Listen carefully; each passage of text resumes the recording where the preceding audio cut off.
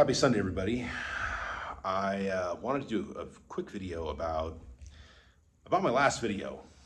Actually, it's funny because most of my videos get like 18 views, 20 views, maybe 10 views. It gets the smallest four sometimes. Like it's I usually get less than 20 views per video. It seems I have to go back and look at the actual numbers, but it seems pretty small typically. I got, last I checked, like, was it 1,200 or 1,300 likes? Well, not likes, views on my Gunstock War Club video. And I realize because of that, because of my small channel, I have a small channel and it's very niche. Like I may get into some Highland Broadsword stuff, but I mostly focus on Muskogee Nation politics and history and things like that. For my channel to get that kind of viewership, I mean, yeah, I mean, the video was cool. I'm not gonna lie, it was cool. I've had some friends reach out directly and tell me how cool it was. And it was, for being filmed in my apartment room. Like, it's not the highest quality video, but it's making some good views. Like, I mean, it means there's a need. There's a desire and a need in the community to have more material related to the Gunstock War Club, which is a very cool weapon. It is kind of obscured when it comes to movies. Everyone who knows about it, pretty much, if you've seen it in film, you've seen it in Last of the Mohicans, which came out in 1992, I believe. Yeah, Daniel Day-Lewis playing Hawkeye. You had the late great Russell Means playing Chingachgook, which in that version was his adopted father. In the actual books, I believe that was more his like adopted brother, something like that. So the fight scenes with that weapon are pretty awesome, especially the last fight scene of the film, where Russell Means kills Magua, played by Wes Studi. Pretty cool fight scene. Very, very cool fight scene. And there are some people out there that are making these Gunstock clubs because of that. And yeah, it is an historical weapon throughout much of what is now the USA. I mean, at one point it was in the, I believe, the Northeast, and the Southeast had some version of it, and or some versions. There was already a curved Atusa with a ball attached to it, not your typical ball war club. It was actually a flat-looking piece that had a ball that also came from the tree, same piece of wood. That's like a proto version of the Gunstock Club. Like, someone could have seen that. They could have seen the gun stock on a rifle being used as a club and said, okay, we're going to kind of combine the two concepts. That's it's a polygenesis, I think. So, or it's a mommy and a daddy creating a baby, rather. So that's what I think happened. So Northeast and Southeast had it. Eventually it made its way to the plains, and most of those were made from wood that was probably milled from white men or from Mexicans, I'll be honest. And I've seen originals where you have knife blades for the blades protruding out of it, but the holes are drilled by hand with a hand crank drill, and they're just stuck in there. And you can also see where they pour molten lead to hold it in place. They're using that as glue, okay, or epoxy, if you will. And I very much am of the opinion that these pieces of wood at that point, by the time that the Plains tribes got that weapon, the wood was probably being provided from white lumber mills or possibly Mexican lumber mills. Southern American, Canadian, or Mexican lumber mills would have been providing this stuff. They were no longer cutting these things from trees. They were no longer making their own flat boards, which would have been a much longer process before steel showed up, okay? But it could have been done, it just would have been a much longer process. I do know that the Southeastern warriors that DeSoto's men encountered were very impressive when it came to how they practiced the use of their wooden clubs. They impressed their Spanish visitors, let's just call them, okay? And no, they're very good. So at that time, in Tuscaloosa's kingdom, they probably did have some type of actual formal training. So, because if I recall correct, and forgive me if I'm wrong on some of the details, but if I'm not mistaken, the tempo and skill of these southeastern warriors reminded them of the fencing masters in Europe. So, if my recollection is true, that's actually it's a pretty impressive thing. So they must have had some type of training if that were the case. So, if anybody can find me a direct quote of that, or direct reference in source material, please send it my way. I'd love to see it. It's been a while since I found that online. But all that being said, I know that people like Black Elk, because I read Black Elk Speaks when he was a child, the men were away from the village a lot, and the boys taught themselves how to use the bow and arrow. So they didn't have a formal training. Those boys kind of taught themselves how to become warriors, which is impressive in of itself. But it just goes to show that sometimes actual formal training didn't exist. Dwight McLemore, in his book about the tomahawk, he mentions that these colonial folks that were using the tomahawk probably had minimal training at best. I'm paraphrasing. Forgive me if I get the details slightly off, but basically their experience would have taught them they wouldn't have necessarily had any type of schools to teach them how to use the tomahawk. The same might have held true for the Atusa or the wooden club, whether it was and in the Muskogee language, Atusa means war knife. It doesn't actually mean like one specific type. It could be the sawtooth version. It could be the curved Natchez version with the ball on it. It could be the actual doe leg shaped gunstock club that we're used to seeing. It could be a tomahawk.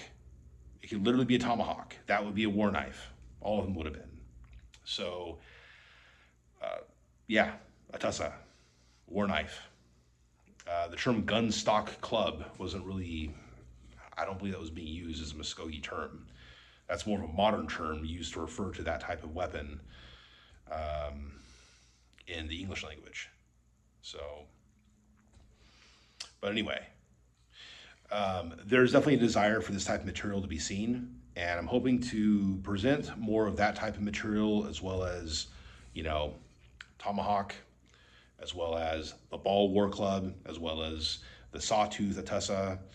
And of course, I have a Natchez style Atusa that I'm working on that does not have a ball on it, but it still has the same basic shape overall, and might have been more commonly used, to be honest. I mean, that's what I think, but I'm just kind of guessing for practical reasons of manufacture, but that's just me.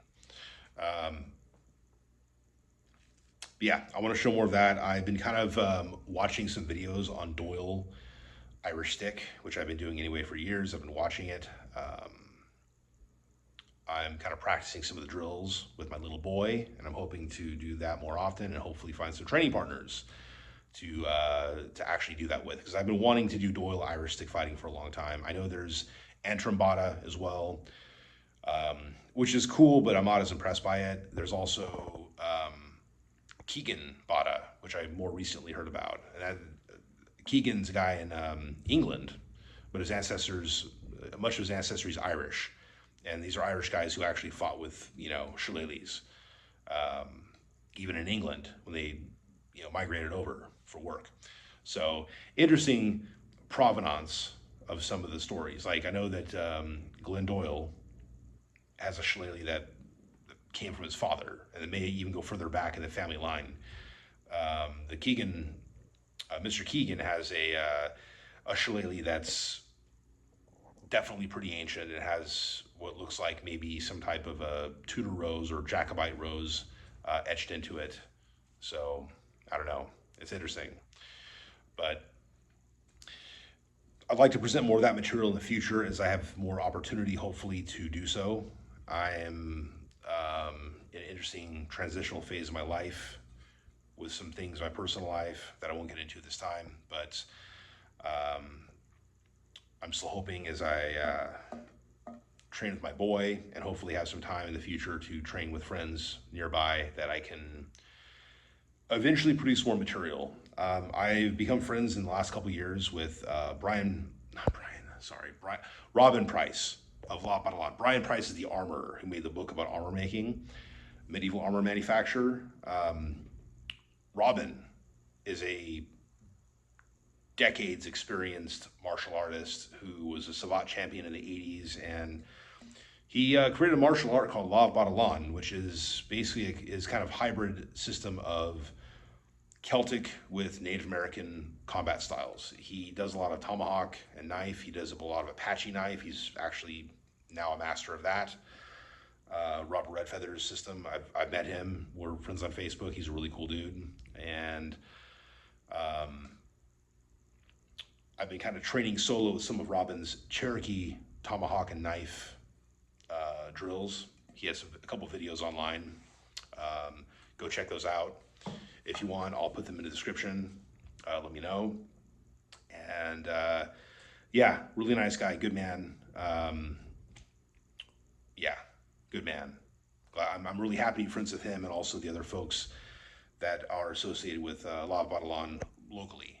And but yeah, so maybe at some point in the future I'll put up some material, related to that, to more of the tomahawk stuff. But got to see my boy Brad at the Ventura Scottish Games recently, and we still have yet to put together more of our whole system, if you will, on Highland Broadsword. That's been our intention for a while now. So we got to make it happen. Bro, if you're watching, let's make it happen. But yeah, there's so yeah, I want to focus more on native weapons as well, because obviously I'm of native heritage, and I'm also Scottish and Irish heritage, and I love all the weapon systems. So meeting Robin and becoming friends with him, it's obvious that we've had some similar ideas for some time, hence our love of these particular weapons. So I'm hoping to be able to present more of the Gunstock Club in the future at whatever event that we might do some training at, just because it's a pretty cool weapon. It really is. I want to try to get a couple of Tussas, the Natchez style ones, finished, looking pretty, but also being good trainable versions. Yeah, there's some stuff I want to do to make that possible, but I'll get more into that in the future. Let me know what y'all think.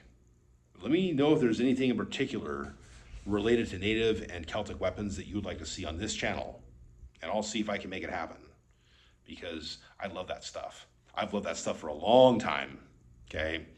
As some of you know, and as some of you have engaged in with me, because some of us go pretty far back. Anyway, I won't say who, but anyway,